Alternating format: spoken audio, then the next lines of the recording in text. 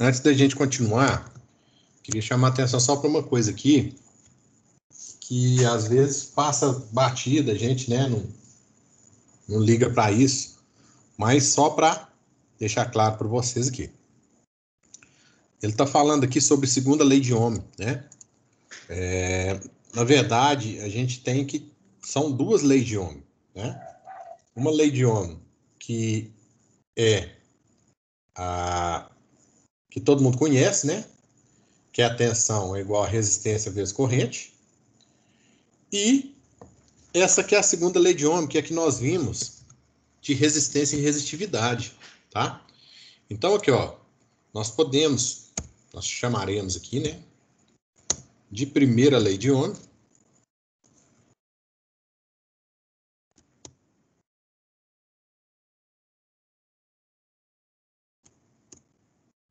Apóstolo que vai ser difícil.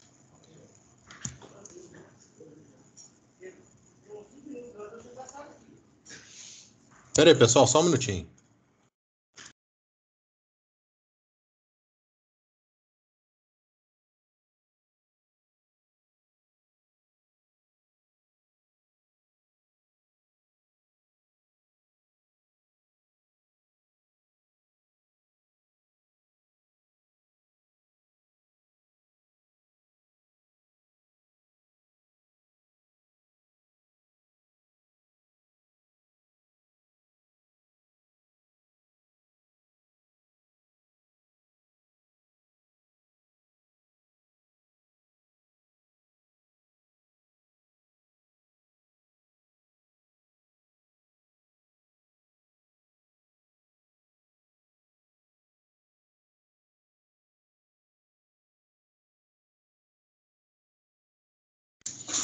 Voltando aqui, pessoal.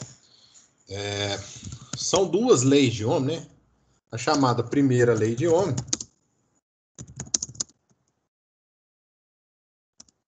e a chamada segunda lei de Ohm. Só para a gente relembrar, quando o pessoal falar, né? Primeira lei de Ohm, segunda lei de Ohm, a gente não ficar boiando aí, saber o que é uma, o que é a outra. Então, a primeira lei de Ohm é a velha, né? De boa e mais usada, que é R é igual a V vezes I. E a segunda lei de Ohm, que é a forma de resistência com resistividade. Voltando aqui, ó, a questão 8, tá? Se dobrarmos a carga acumulada nas placas do capacitor, a diferença de potencial entre suas placas ficará... E aí? Alguém fez?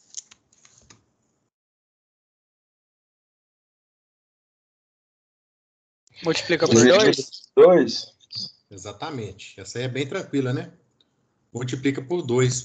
Se a gente for olhar lá na fórmula da capacitância, ó, Carga é igual a tensão vezes capacitância. isso. Então, se a gente multiplicar aqui 2Q, se eu colocar aqui 2Q e isolar o V, eu vou ver aqui que a tensão vai ser dobrada, tá? Significa, então, que se eu dobrar a carga acumulada nas placas, eu vou ter o dobro de tensão. Aqui também muito fácil, né? Agora vamos para a questão 9. Um capacitor tem capacitância 8 vezes 10 a menos 11 Faraday. Se o potencial elétrico entre suas placas for 12 volts, o número de elétrons em excesso na sua placa negativa é... Gente, essa aqui também é igualzinha às outras, né? Ele me deu aqui uma tensão, certo? Que eu vou jogar aqui na tensão. Ele me deu aqui uma capacitância, que eu vou jogar aqui na capacitância. E eu vou encontrar uma carga. E aí ele me perguntou...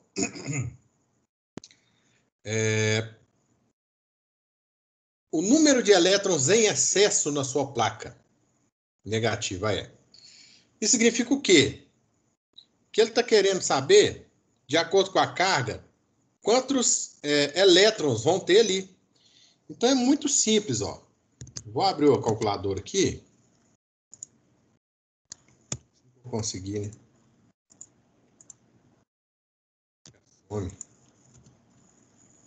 Aí.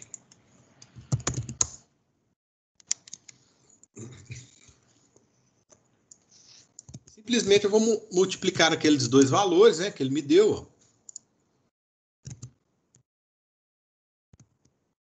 Me deu aqui 8 vezes 10 a menos 11, vezes 12, né? 8 vezes 12. Vai me dar aí 96 vezes 10 a menos 11, tá? E aí eu vou multiplicar pelo número de elétrons. Ah, desculpa, dividir, né? Pela carga de cada elétron. Vou fazer na câmera aqui rapidinho.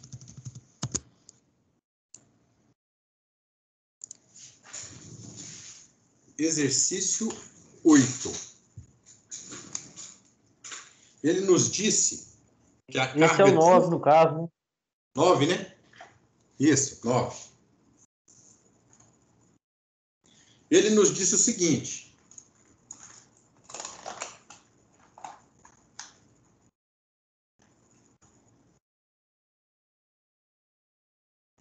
Que um elétron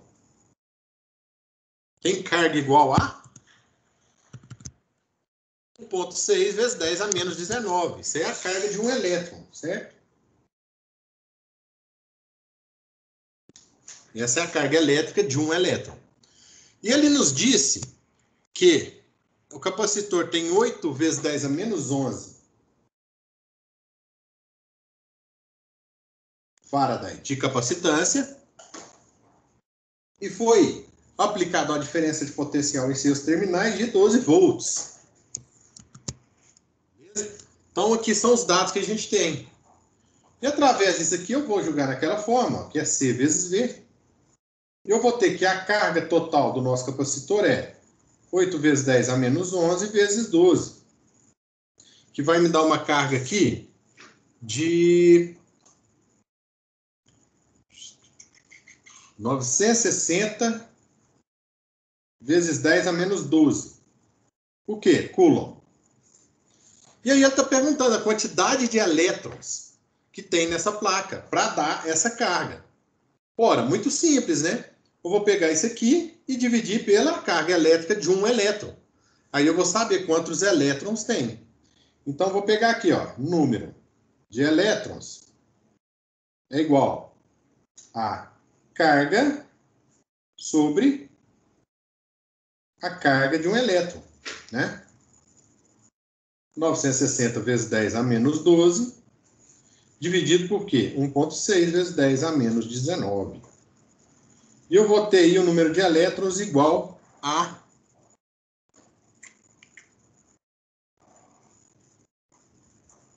6 vezes 10 a 9. Significa que nessa placa do capacitor tem aí 6 bilhões de elétrons, né? 6 vezes 10 a 9, vezes 10 a 6 é milhões. Tem aí 6 bilhões de elétrons. A gente acabou aqui de resolver a 9, né? Agora nós vamos para a 10, tá? A 10 é o seguinte. Realmente, ela é um misto de um pouquinho de circuito magnético. Então, por isso que vocês devem ter ficado com dúvida aí. Quando a gente vê agora a próxima matéria, vai ficar muito simples. Então, vamos lá. O indutor trabalhará com fluxo magnético de 3,33 miliweber, né? Miliweber, sei lá. Enquanto percorrido por uma corrente de 3 amperes. Quantas voltas ele deverá ter para termos uma indutância de 2 Henry? Tá? Essa fórmula, gente, ela está aqui, ó. Se a gente for lá em indutores, ó, na parte de indutores, nós vamos achar essa fórmula aqui, ó. Indutância é igual fluxo concatenado sobre a corrente. Tá? Isso aqui é uma das fórmulas da indutância. Tem outras equações, mas essa aqui é a mais usada. Então, vou escrever ela aqui no meu papel. Número 10.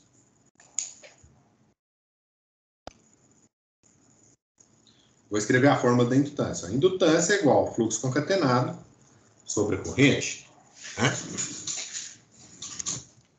Vamos ler lá então. Ó, ele falou que um indutor trabalha com fluxo magnético de 3,33 miliweber, né? Enquanto percorrido por uma corrente de 3 amperes. Tá?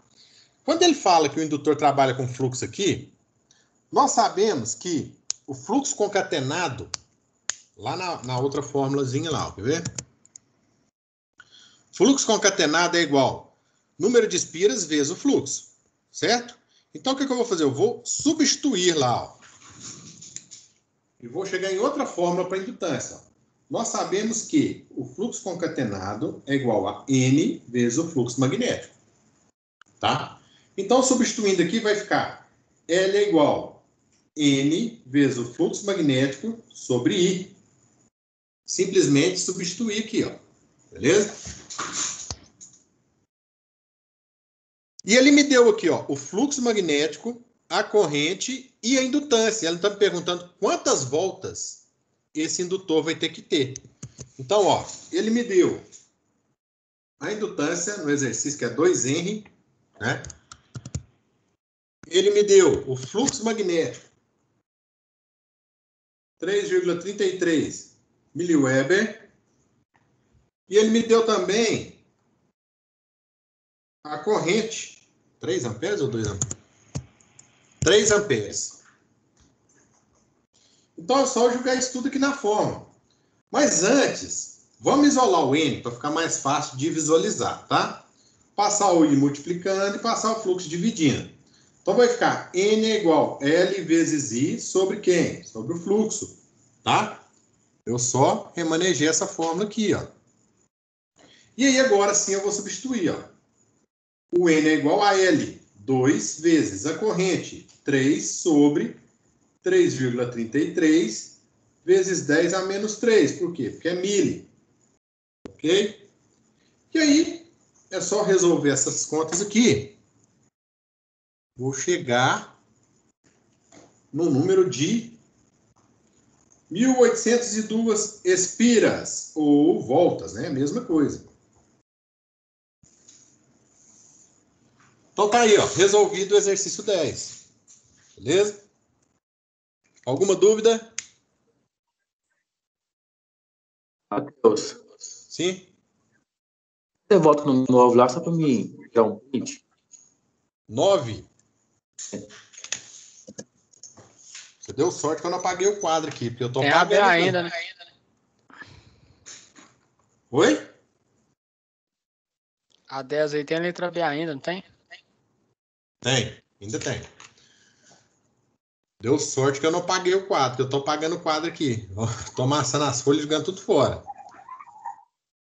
Pessoal, não deixa só print, não fica só assistindo, abre o caderno, escreve no caderno, escreve a matéria no caderno, faça os exercícios, ok? O valor Beleza? da carga do Essa aula elétron está disponível no portal? Pera aí, um por vez. O valor da carga do elétron está no exercício aqui, ó. 1,6 vezes 10 a menos 19. Ah, ok. É só para confirmar o 19 lá. Beleza. Alguém perguntou se está no portal? É isso? O exercício? Tá lá. O PowerPoint da apresentação. O exercício também tá lá. Tá os dois. Mas essa aula está sendo gravada e você está pondo no portal ou não? Tá pondo no portal. A primeira aula já tá lá. No encontro 1 lá já tem uma aula da semana passada. Beleza? Ótimo. Então aqui, ó. Vamos lá agora para questão 11. Essa questão 11 aqui ela é bacaninha. Ela é muito prática. A resistência elétrica de um fio é determinada pelas suas dimensões. Ah, não, desculpa. Tá faltando a letra B ali, né? Da 10. Fazer a letra B ali da 10. A letra B da 10 está falando o seguinte: sabendo-se que o condutor usado para fabricar o indutor é de cobre, com diâmetro do núcleo de 2 centímetros, e o condutor de 0,2 milímetros quadrados, qual a resistência elétrica tal condutor apresentará? Então, para isso aí, o que a gente precisa? A gente precisa da segunda lei de Ohm, né? Primeiro eu vou passar para cá, ó, o restante dos dados, tá? Diâmetro do núcleo. O diâmetro do núcleo, ele é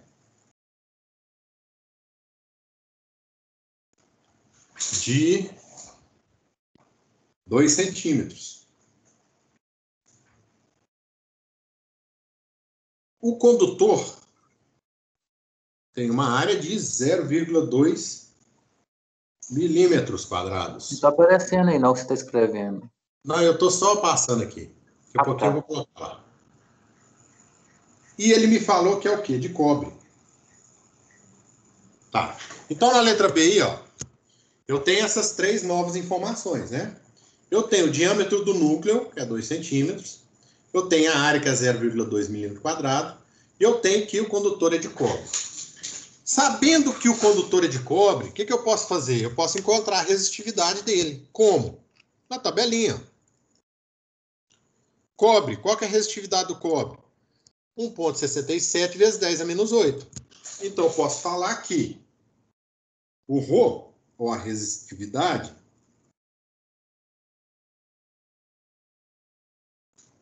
é 1,67 vezes 10 a menos 8. Correto? De posse disso, eu posso calcular aí a resistência, que é exatamente o que ele está me pedindo, né? Ó. Como? Eu posso usar a segunda lei de Ohm, que diz que resistitividade é igual a comprimento sobre área. Eu tenho resistitividade? Tem. Eu tenho a área? Tem. Eu tenho comprimento? Não, eu não tenho comprimento. Eu sei que o diâmetro de um núcleo, que é um núcleo redondo, ele mede aí, ó, 2 centímetros. Certo? E que esse condutor dá 1.802 voltas. Aqui, ó. Ok? Se eu tenho diâmetro, eu consigo calcular o perímetro. O que é o perímetro? É quanto isso aqui mede, ó, né? Se eu pegar aqui, ó, o raio aqui, ó, o diâmetro, desculpa. Se eu pegar o núcleo, cortar ele aqui, ó, esticar, isso aqui vai virar linear, ó, certo?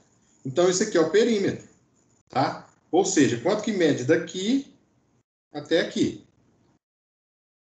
Eu calculando o perímetro, que é o comprimento do fio de uma volta, se eu multiplicar por 1.802, o que eu vou achar? O meu comprimento. Então, eu simplesmente vou pegar a fórmula do perímetro, né? A fórmula do perímetro, ela é muito fácil. É πd. Então, o perímetro é igual a π vezes o diâmetro, tá? Essa é a fórmula do perímetro. Então, nós podemos aí calcular o nosso comprimento. Veja bem, aqui está em centímetros, então tem que converter para metro, correto? Então, o meu perímetro ele é igual a π vezes 2 vezes 10 a menos 2 metros, porque aqui está em metro. Beleza? Isso aqui vai me dar um perímetro de... Vou pular aqui. 6,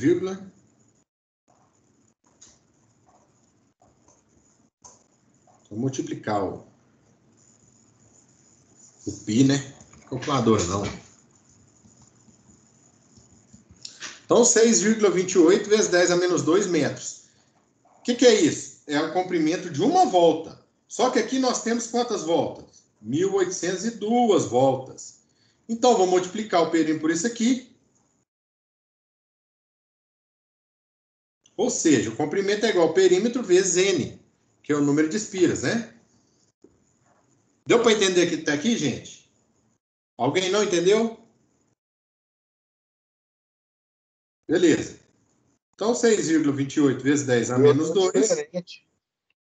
Oi? O meu deu diferente. O que deu diferente? Não, meu deu 62,83, ESP menos 3. Acho que eu bati errado aqui. Não, mas é a mesma coisa. Você É? só andou com a vírgula. Você É, andou com a vírgula. minha calculadora já deu.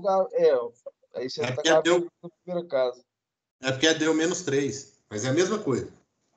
Aqui, ó. Beleza. A minha também deu 6,28. É porque a sua calculadora, ela deve estar para mostrar resultado de engenharia. Então, ela mostra resultado 369 múltiplo de 3. Então, aqui, ó. A minha também, ó. Oh, meu Deus. 6,28. Quanto que é ali? 2 vezes 10 a menos 2. A sua deu isso aí, né? Foi. Mesma coisa, só andei com a vírgula aqui, ó. 6,28 vezes 10 a menos 2. E aí eu vou multiplicar aqui por 1.802, que é a quantidade de espiras. Ô, Matheus, Oi? mas o diâmetro é em centímetro, correto? Sim. Mas aí no resultado do perímetro tem metro, já transforma? É Porque você andou com a vírgula, né? Ó, eu coloquei o menos 2 aqui, ó. Beleza. Ó o menos 2 do cento aqui, ó. Beleza? Então me deu um comprimento de 113,22 metros. Agora eu tenho comprimento, eu tenho resistividade e eu tenho área. Lembrando a área que eu tenho que converter, ó, tá em milímetro. Façam aí, me fala o resultado aí para ver se vai bater. Faz aí pra gente. 9,45. Vou só olhar aqui.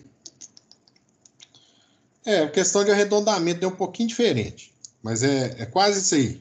Quer ver? Deixa eu fazer exatamente aqui para ver quanto que o meu vai dar.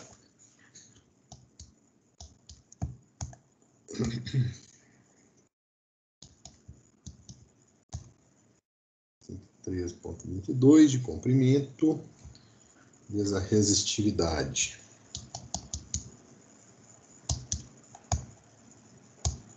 Dividido pela área.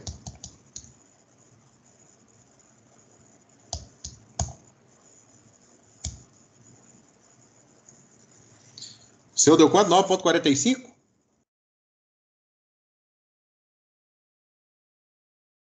Isso, 9,45. Beleza, bateu. É só porque assim, tem gente que coloca 1.800 voltas, aí ignora essas dúvidas. Dá uma variadazinha. Mas deu 9,45. Resistência é aqui, ohms. Gente, todo mundo soube fazer o final aí, né? Alguém ficou em dúvida? Final, eu só julguei na segunda lei de Ohm lá e calculei. Beleza? A resistência aí? Isso. Eu peguei aqui, ó, comprimento, peguei resistividade, peguei área, peguei tudo isso aqui e joguei na forma de resistência. Ah, sim. Beleza? A Calculei diferença que está na calculadora aí é aceitável, né? Ó, tudo é questão de tolerância, entendeu? Obviamente, você está fazendo sua prova lá. Eu vejo que você montou direitinho. Você tá tudo bonitinho. Aí deu uma diferençazinha no final, não vou cortar sua questão por causa disso. Certo? Eu valorizo muito mais o jeito que você montou a questão que propriamente o resultado, né? Sua Beleza? prova é em cima desse exercício aí, baseado nisso aí? Não, é um pouquinho mais complicado. Isso aqui nós estamos só na entradinha. Nós vamos entrar agora no circuito magnético. Aí complica um pouquinho. Mas eu não cobro nada que não seja passado dentro de sala de aula. Ok? Isso eu não faço, não. Tudo que eu passo aqui, eu cobro em cima do que eu passei. Por último, o último exercício, tá? Eu vou fazer o seguinte. Eu não vou resolver, não. Vou explicar como que se resolve. Vou deixar para vocês resolverem. E conforme for surgindo dúvida, aí eu vou tirando. Beleza? Exercício 11, ó. Atenção todo mundo, ó. A resistência elétrica de um fio é determinada pelas suas dimensões e propriedades estruturais do material. É o que nós estamos vendo aqui. A condutividade caracteriza a estrutura do material de tal forma que a resistência de um fio pode ser determinada conhecendo-se o comprimento e a área e, obviamente, a condutividade ou resistividade. Vamos relembrar o que é condutividade e o que é resistividade. A condutividade, a resistividade, ela está aqui, ó, o Rho. Correto? A condutividade é o inverso. Então, é só eu inverter aqui, ó, e colocar aqui, ó. Eu substituir o Rho, que é a resistividade, pelo inverso da condutividade. Como assim, Matheus? Ó, o próprio nome já fala, gente. O que é a resistividade? Né? É o quanto esse material resiste à passagem de corrente elétrica. Por outro lado, o que é a condutividade? É qual a facilidade que esse material tem de conduzir a corrente elétrica. Então, eles são inversos. Beleza?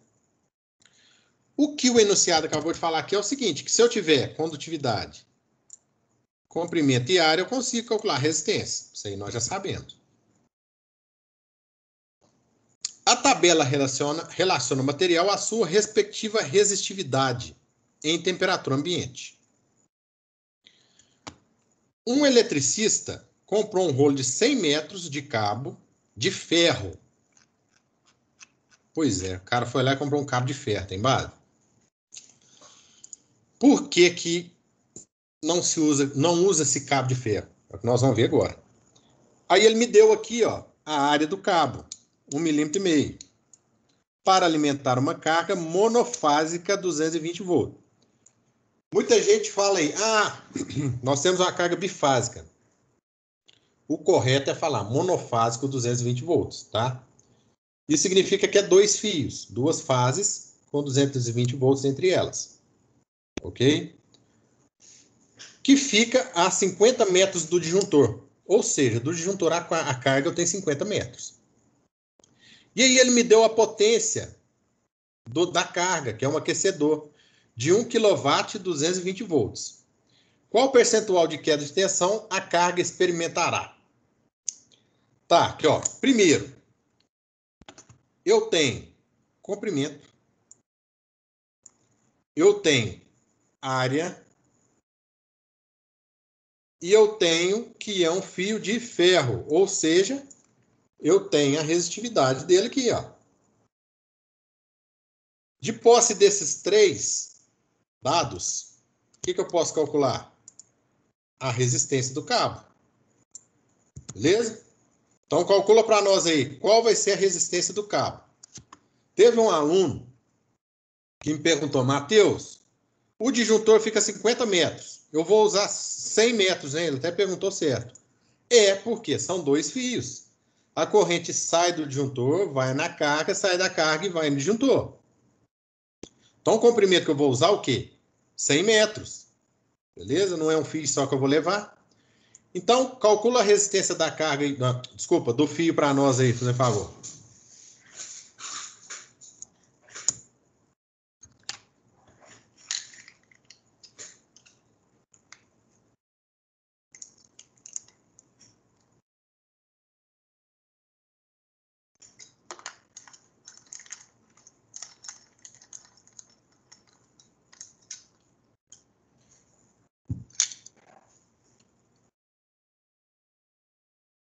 Assim que acabar, pode falar aqui para mim, para a gente conferir, viu?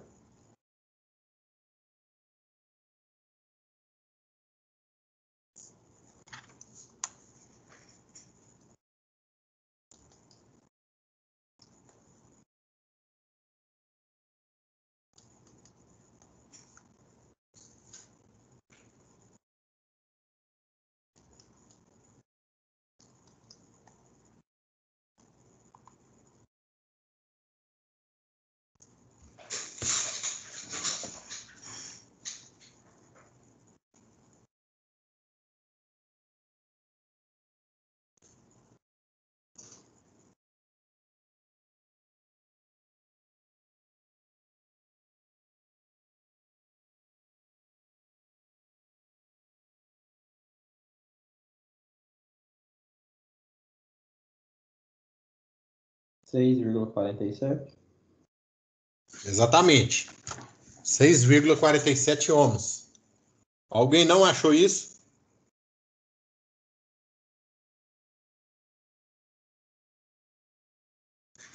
Então, beleza. Se todo mundo achou isso, vou colocar aqui mais um dado. Ó. A resistência do cabo, 6,47 ohms.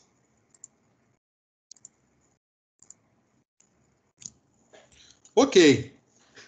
Veja bem, ele está perguntando qual que é o percentual de queda de tensão que a carga vai, né, que vai acontecer no nosso circuito aí. Eu tenho a resistência. A queda de tensão, ela caracteriza-se pela tensão que ficará sobre o fio. Porque o fio ele é uma espécie de resistor, correto? Aqui, ó. Vamos pensar aqui, ó. Questão 11. Eu tenho lá o disjuntor, ó.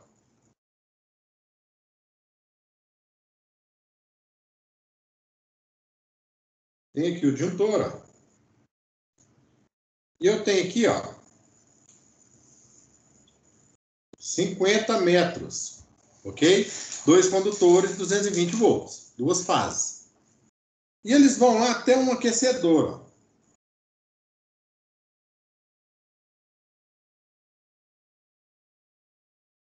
Que tem, se eu não me engano, 1 kW. Aqui, ó, ele tem 1 kW e a tensão nominal dele é 220 volts. Então tá. Significa que ele está ligado na tensão nominal dele, né? Estou alimentando ele com a tensão nominal. Se eu for pensar bem, quais são os elementos desse circuito meu? Eu fazendo a analogia. Eu tenho aqui uma fonte. Vou colocar uma fonte assim para mim não especificar se é contínua ou alternada. Eu tenho uma fonte de quê? 220 volts. Eu tenho um resistor, que é o quê? Essa resistência do cabo, tá? Então, eu vou simbolizar ele aqui como R...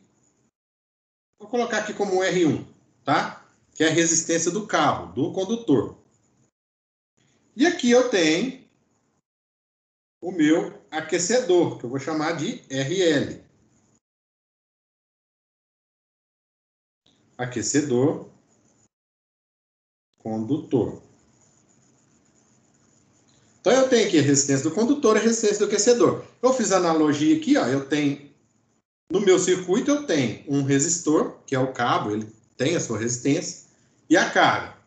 Ok. Ele está falando aqui para mim que essa carga tem 1 kW e que ela está ligada em 220 volts.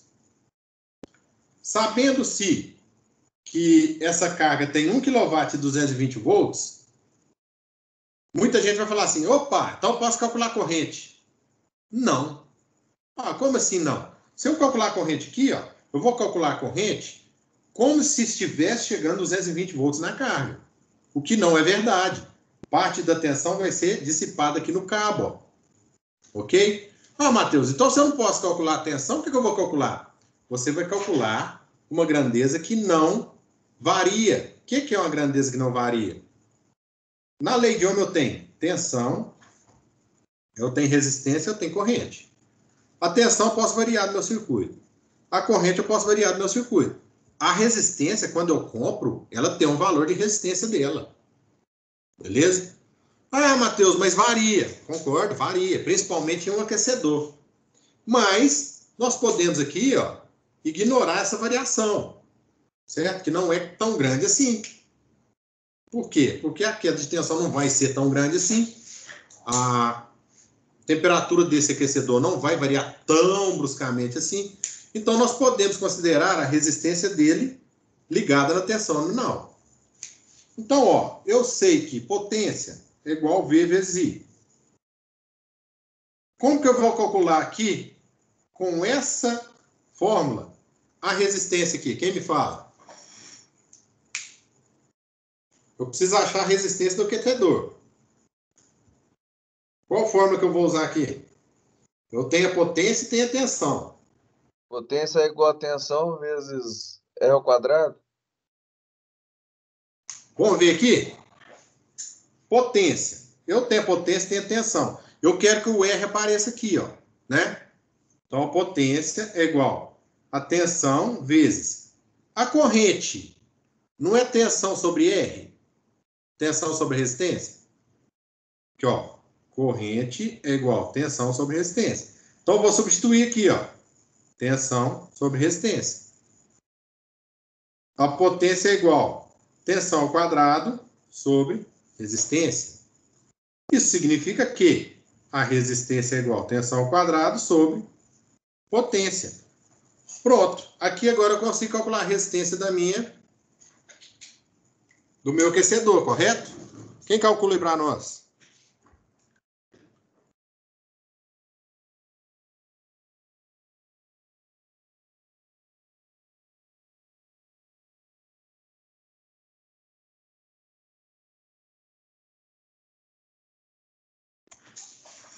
E aí, gente?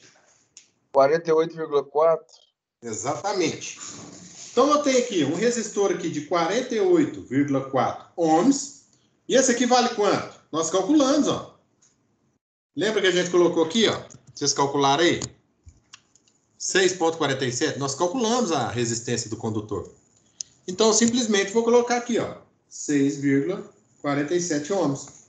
Agora ficou fácil, ó. Eu tenho um circuito em série com 2 resistores. Eu consigo achar aqui, ó, a corrente, não consigo, desse circuito? Como que eu vou achar a corrente desse circuito? Circuito zoom aí, ó, basicão, gente. Tensão. Então, ó, a corrente do circuito vai ser tensão sobre resistência total. Resistência.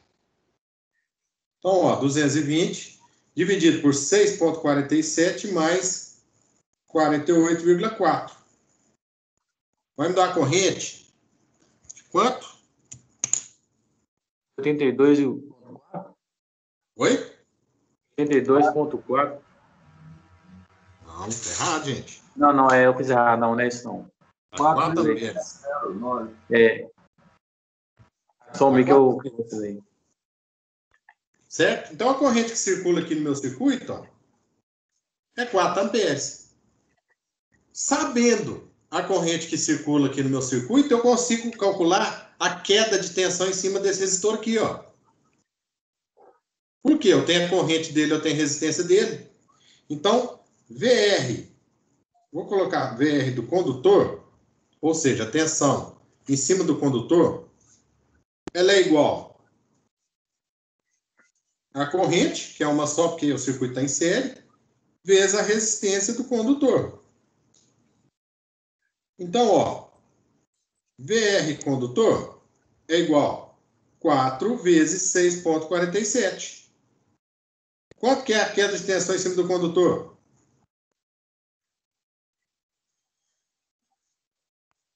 R$ 25,88 volts. Correto? Alguém não entendeu? Alguma dúvida? Esse 25,88 é tensão de quê? Em cima do resistor aqui, ó. Que é o quê? A corrente vezes a resistência dele. Em cima desse resistor aqui que a gente simbolizou o condutor. Significa que o condutor está dissipando 25,88 volts. Dissipando não, né? Ele está com essa tensão em cima dele aí. Entendeu? Sim. Portanto, no meu circuito de 220 volts, ficou 25,88 para o condutor e o restante para a carga. E aí, na questão está perguntando para a gente o seguinte, ó. Qual o percentual de queda de tensão a carga experimentará? Para calcular isso aqui é simples, ó. Você pode fazer uma regra de 3 aqui, ó. Se 200 volts é 100%, 25,88 vai ser X. Beleza? 220 aí, né, Matheus? 220, desculpa. Então, aqui, ó, regra de 3 simples. Eu vou chegar em uma queda de tensão, que eu vou chamar de porcentagem V de 11,7%. Delta V, né? Desculpa. Gente, perdeu aí 11,7% da tensão só no condutor. Isso é um absurdo, né? Vai chegar lá na carga menos de 200 volts. E é um aquecedor. Se a tensão dele cair, obviamente ele vai perder eficiência, não vai aquecer o que ele ia aquecer. Não vai ser menos de 200 volts, não. Vai, A 11 vai ser 100%. 220 menos 25,88. É. Então, pessoal, por que isso aconteceu? Na vida real, se você ligar um aquecedor a 100 metros, ele vai ter essa queda tão expressiva assim? Não. Sabe por quê? Porque você não usa condutor de ferro. Alguém já usou condutor de ferro? Não é usado. Porque a resistividade do ferro é muito alta. E é exatamente isso que a letra B fala para nós. Ó. Caso o cabo fosse de cobre, qual seria o percentual da queda? Então, o que a gente tem que fazer agora? A gente tem que refazer todo o exercício desde lá do início. Por quê? Essa resistência do condutor vai mudar, não vai? A resistividade, que antes era do ferro, que é essa aqui, ó, 9,71 vezes 10 menos 8, agora ela vai ser a resistência, a resistividade do cobre. Beleza? Então, vou ter que recalcular. Ô, Matheus, Oi? a minha resistência aqui, eu calculei ela de novo, tá dando esse valor, só que tá vezes 10 elevado a 14, que a minha tá dando. Não, dá doido. Não é isso tudo, não. Vamos fazer aqui, ó. Dá estudo de jeito nenhum, nossa senhora. Isso aí não é nem condutor, não. Isso aí é material isolante. Tanto que a resistência está alta. Aqui, ó. Resistência lá do condutor é igual resistividade vezes... Já sei o que você fez errado. Você esqueceu de colocar o menos 8 aqui, foi não? Refaz aí com menos 8 que você vai ter um resultado diferente. Você deve ter colocado elevado a 8.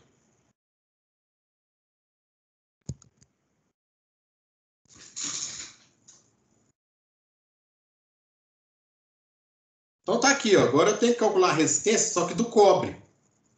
A resistência do cobre aqui vai mudar o quê? O Rho, a resistividade.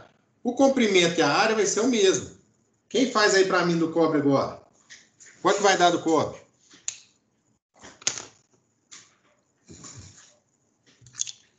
$1,11.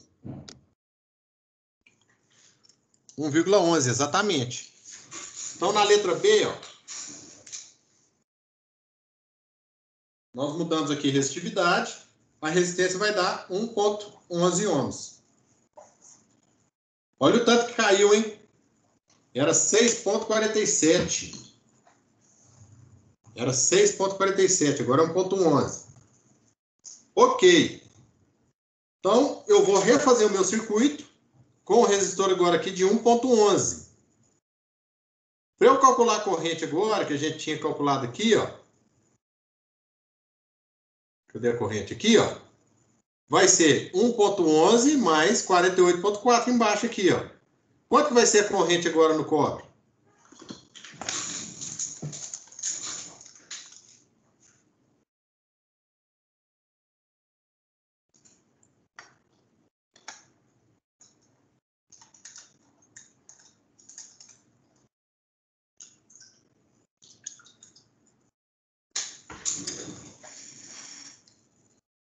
E aí, gente? Alguém tá fazendo? 4,44? Exatamente. Então, ó, eu mudei aqui, ó, a resistência do cabo, que era 6,47, agora foi para quê? 1,11, ok? Isso me deu uma corrente igual a 4,44 amperes. Isso quer dizer que a queda de tensão em cima do condutor também vai variar, né? Eu tinha calculado aqui, ó, que a queda de tensão em cima do condutor, ela era igual a corrente vezes a resistência dele. Então, a corrente agora mudou e a resistência mudou. Quanto vai ser a queda de tensão em cima do condutor agora?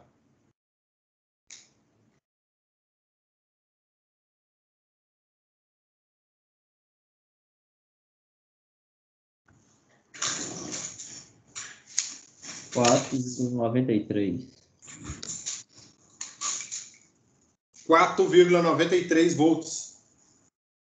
Significa que o condutor antes pegava para ele 25,88, ele tinha uma queda de tensão nele de 25,88, e agora foi para quê? 4,92. Beleza? E agora a porcentagem, ou seja, o ΔV foi quanto?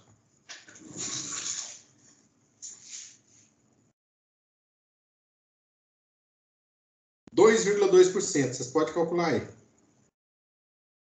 Olha a diferença, gente, entre um condutor de ferro e um condutor de cobre. Quem assistiu a primeira aula, lembra que eu contei uma historinha lá, ó. Quando eu era aluno lá do Senai, que eu montei um circuito lá e nada fazia o circuito funcionar. E o circuito estava certinho. Aí coloquei um ímã, né? Perto de um rolo do suposto cobre, do suposto cabo de cobre, né? O ímã fixou no cabo de cobre. Aí eu falei, pera aí. O cobre não é um material magnético. E realmente não é, né? Se você chegar o ímã no cobre, ele não vai ter força magnética ali. Vai ter uma força magnética muito pequena, assim. Você não vai nem conseguir detectar. E aí eu fui medir, peguei o multímetro e medi aquele rolo de cobre, de suposto cobre, né? A resistência estava altíssima, ou seja, compraram um cabo de baixa qualidade, cheio de ferro. O ferro, todo mundo sabe que é muito mais barato do que o cobre. Então, se o cara ir lá e jogar lá 10% de ferro no condutor de cobre, ele vai economizar uma grana, né? E vai acabar com a vida de quem for trabalhar com esse cabo. Beleza, pessoal, fechamos essa matéria. Matheus, Oi? só uma dúvida, qual é a porcentagem limite assim, para a gente considerar de queda de tensão? Não entendi. Não entendi, repete para mim, por favor. Eu quero saber qual que é a porcentagem máxima que a gente pode considerar para essas quedas de tensão. Então, isso aí tem uma porcentagem da norma, se eu não me engano é 10%, se eu não estiver enganado é 10 ou 7, não lembro, que está na norma. 5%. 5? É 7% do padrão de entrada até o quadro, né? Sim, 7%. Do que descer até a carga, 5% máximo. Ok, então tá aí, ó, nosso amigo sabe a norma aí. Porém, mais do que isso, você tem que atentar à sua carga, certo? Por quê? Porque tem carga que não suporta nem os 5% de queda. Tem carga aí que ela é muito específica. E tudo isso aí você vai colocar na balança, entendeu? Você vai ver aí, economicamente falando, o que é mais viável para você. Como assim? Ó, você está trabalhando aqui com uma resistência, tá? Desde que a corrente nominal do cabo não passe, desde que a corrente do circuito não passe da corrente nominal, isso não vai ter problema para o cabo. O cabo não vai queimar, não vai derreter, não vai, se não chegar na corrente nominal. Nós sabemos que um condutor de 1,5 milímetro de cobre, ele pega aí até uns 16 amperes, se ele for colocar ele sozinho num eletroduto. Então, vou colocar de 14 a 16 amperes. Nós estamos usando aqui 1,44 amperes. Nós estamos longe da nominal dele. Isso significa que nós não corremos o risco desse cabo romper. Tá? E nós estamos aqui com um ΔV de 2,2%. A minha carga aceita 2,2%? Aceita. Então, beleza. A corrente está dentro da nominal e o ΔV está dentro do que minha carga aceita. Ótimo. Se eu estiver fazendo um projeto, aí sim eu vou levar em consideração a questão da norma, né? Da norma vigente. Aí essa norma também muda direto. E então é isso aí. Você tem que pesar a questão da bitola do cabo, do comprimento. O que acontece que os eletricistas fazem aí? A maioria, né? Tem muitos eletricistas que não faz isso. Ele não faz esse cálculo de resistividade, não. Não faz. Ele tá nem aí. Ele pega lá assim, ó, pega um cabo de 1,5. Aí já tem a tabelinha no bolso lá. A tabelinha dele tá falando assim, o cabo de 1,5 aguenta 16 amperes. Aí ele vai lá e tá com a carga lá de 10 amperes. Ah, tá bem baixo da nominal. Pode colocar isso aí que dá. Só que ele vai ligar uma carga 300 metros, 400 metros de distância. E ele não leva em consideração a resistência do cabo.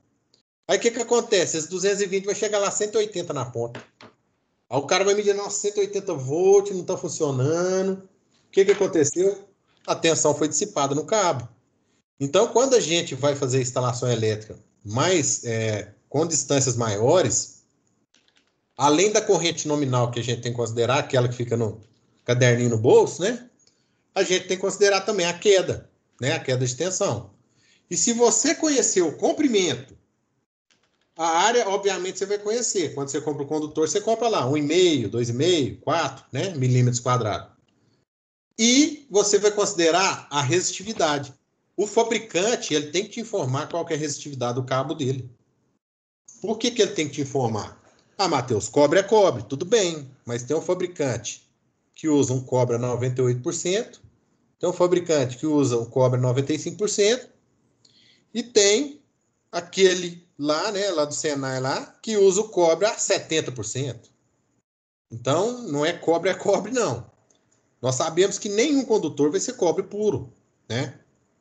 Ele tem uma certa porcentagem de impureza ali. Inclusive, tem norma disso também, mas, né, a China está aí para isso, para quebrar as normas e vender condutor de péssima qualidade para a gente. Oi? Você deu o exemplo aí agora de 180 volts, do cabo de 1,5, de 10 amperes, que você acabou de dizer aí. Nesse caso, eu teria que aumentar a minha seção transversal do cabo, eu teria que comprar um cabo com a bitola mais grossa, vamos dizer assim? Exatamente. Exatamente, sim. Aí, você vai calcular novamente, você não vai comprar, você vai calcular, né? Você vai pegar assim, ó, a área era 1,5. Aí tá dando uma queda muito grande. O que eu vou fazer? Ah, vou pôr um 2,5. Vamos ver para quanto que a queda vai. Ah, a queda agora tá chegando a 200 volts lá. Não, ainda não tá legal. Eu quero que chegue a norma, eu quero que chegue a 7% de queda apenas. Aí o que eu faço? Compro um condutor de 4 milímetros. Calculo de novo. Ó, beleza, agora a queda deu abaixo do 7. Então, ó, o comprimento, infelizmente, não tem como a gente mexer. A não ser que você possa chegar essa carga para mais perto de você, né? A resistividade, tem como você mexer? Tem, porque existe cabo de cobre e cabo de alumínio, né? Porém, o cabo de alumínio ele é muito pouco usado. Ele é usado mais para instalação rural, né? Por quê? O alumínio ele não tem uma resistividade tão boa quanto o cabo. Ó. A gente pode ver aqui, ó. O alumínio aqui ele tem 2,65, enquanto o cobre tem 1,67. Então, geralmente nós só temos essas duas opções, cobre ou alumínio, tá? Quando é uma instalação que é muito longa e eu tenho que usar vários postes, o alumínio pode ser vantajoso, apesar da resistência dele. Você aumenta a bitola e coloca alumínio, porque o alumínio é mais barato e principalmente mais leve, entendeu? Então, quando a gente vai fazer instalação rural, alguma coisa assim, a gente usa alumínio também por causa do peso dele. Para não precisar colocar um poste muito robusto, porque o cobre é pesado. Não sei se vocês já tiveram a oportunidade de pegar um barramento de cobre na mão. Um pedacinho de barramento de cobre é pesado, muito pesado. A densidade do cobre é alta. Enquanto a densidade do alumínio é baixa. O alumínio é bem mais leve, certo? Pessoal, então vou passar a régua nisso aqui. Lembrando. Oi? Porque eu fiz diferente aí, assim, o resultado meu não ficou certo, não. Porque eu joguei direto na fórmula da resistência igual a resistividade vezes o comprimento sobre a área. Qual o motivo que não deu certo aí por jogar direto nessa forma? Provavelmente você esqueceu de converter essa área aqui, ó. Tá em milímetros. Vai ficar 1 vezes 5 vezes 10 a menos 6, né? Isso, exatamente. Não, converti. Tá, você jogou o comprimento 100 metros. Isso. E a resistividade do ferro. Do ferro. 9,71 vezes 10 a menos 8. Isso, aí eu achei uma resistência. De quanto? De 6,47 ohms. Mas é isso mesmo. Aí depois eu jogo a tensão, é igual a resistência vezes a corrente. Não, aí você tem que calcular a corrente aqui, ó. Eu fiz o circuitinho aqui, ó, tá vendo? Você não achou essa resistência aqui de 6,47? Isso. A gente calculou a resistência do aquecedor também. Você já calculou ela? Não, não cheguei a calcular ela, não. Então, a resistência do aquecedor, ela é igual a V ao quadrado sobre P. Qual que é a beleza. tensão? Entendeu? Aí você vai não, com essa resistência. Ó. Aí Não, com aí- essa resistência, você consegue calcular a corrente. Ok, Beleza? beleza. Matheus, esse Obrigado. exercício é para enviar para você? Esse exercício aí eu vou receber como parte da parcial, viu, gente? Quem não está fazendo aí vai ter que fazer, ó. Vocês vão enviar para mim. Até que dia? Dessa vez eu vou deixar até semana que vem. Eu já tinha passado na aula passada, eu devia pegar hoje. Mas como está início de período aí, vou ser mais compreensivo aí e deixar para semana que vem. Então, até no início da aula da semana que vem, todo mundo vai fazer aí esse exercício, tirar foto e vai enviar para o seguinte e-mail, ó.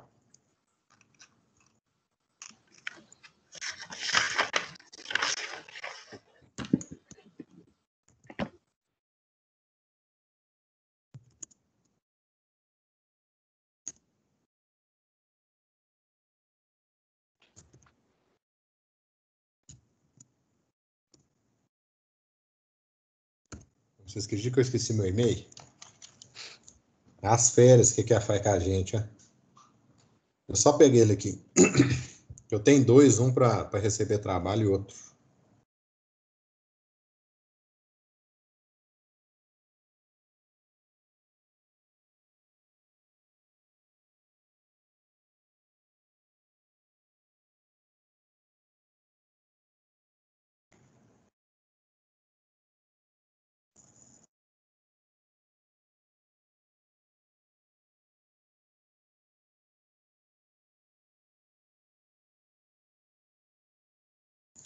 Ok, é esse aqui, ó.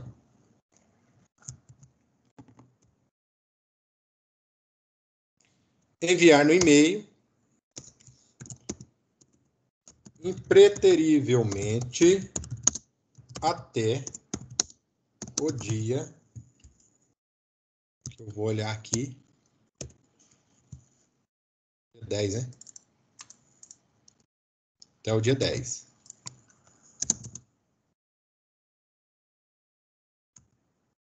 Esse exercício vai contar como parte da parcial, beleza? Outra coisa, não sei se comentei com vocês. Não, eu comentei na primeira aula. Porém, quem não estava presente, vou comentar de novo. Façam os exercícios no portal. Por quê? Porque agora nós vamos fazer um chamado fator multiplicador, ou FM, tá? O que é o FM? Quem fizer os exercícios do AVA, todos os exercícios do AVA, vai ter o fator multiplicador igual a 1. Ou seja, 1 vezes a nota da parcial. Caso os exercícios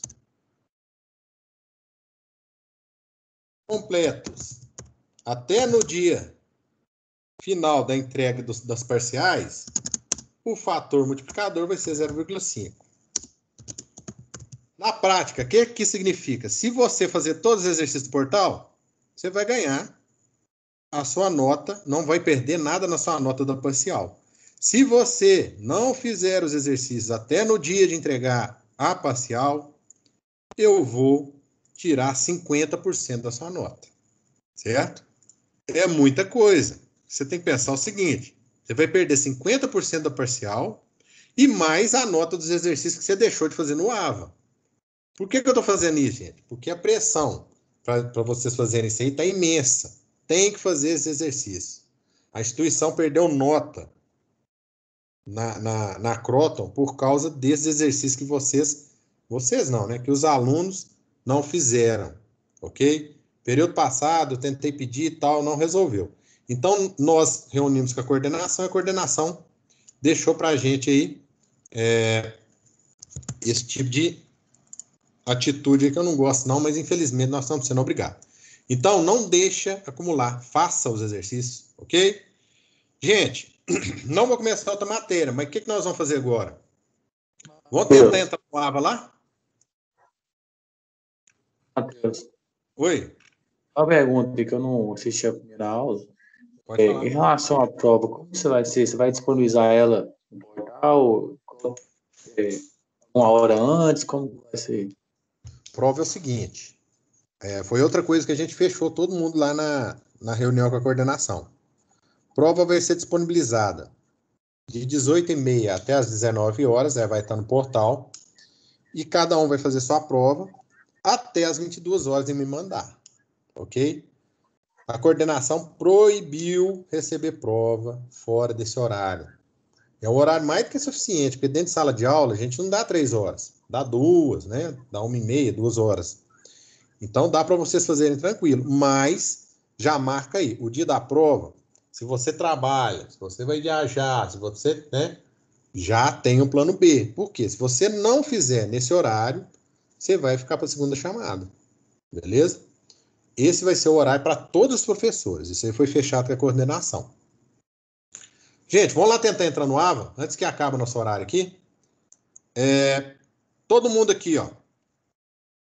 Deixa eu só abrir o AVA aqui, que aí a gente vai tentar entrar no AVA. Vou mostrar para vocês aqui como que é, quem não viu.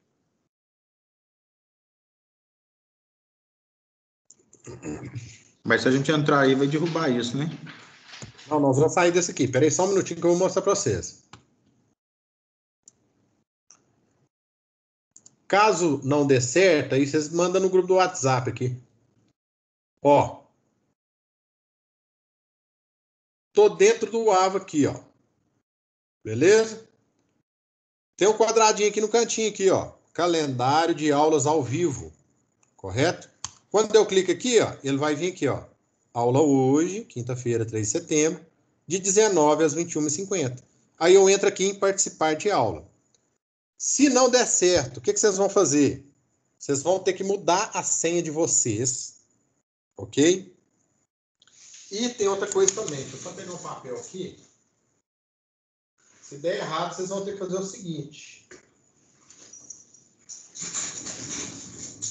Vocês vão ter que entrar no e-mail. Agora mudou, não vai ser o e-mail, o login não vai ser o e-mail de vocês mais não. Vai ser o CPF, deixa eu só confirmar aqui no grupo, o pessoal mandou aqui. CPF, @edumeio. Então, ó, se der errado, vocês vão ter que mudar o login de vocês para CPF de vocês, @edumeio.com. Esse aqui vai ser o usuário. Amor de Deus, gente, é o CPF de vocês, os números de CPF, viu? Esse aqui vai ser o usuário. E a senha vocês vão ter que atualizar a senha. Isso se der errado. A próxima aula vai ser pelo TIS, então, não? Vai ser pelo TIS, não. Vai ser pelo TIS, só que vai entrar via AVA. Não é só a minha, não, de todo mundo. Tá. Não vai conseguir entrar sem ser pelo portal, não. Só pelo link mais, não? Só pelo link. Isso, vai ter que ser pelo AVA. Matheus. Oi? Essa aula sua aí ainda é pelo link lá, né? Que eu cliquei aqui no AVA aqui, mas fiquei em espera lá e não entrei. Isso, é porque eu não entrei lá ainda. Eu vou deixar essa aqui, mas pior que não dá para participar de 2 reuniões ao mesmo tempo, entendeu? Ó, pessoal, todo mundo entendeu isso aqui? Anota aí, ó. O usuário é o número do seu CPF, @edumeio.com. Se der errado, vocês vão ter que atualizar a senha. Mas tenta antes, porque às vezes dá certo. Igual o nosso amigo contou isso, parece que deu certo. Então, ó, tô saindo aqui pra gente ir lá, beleza? Tentar lá. Quem não conseguir, manda no WhatsApp que a gente vai conversando, ok? Ok. Então, beleza. Tô indo lá, hein? Vamos lá, todo mundo tentar.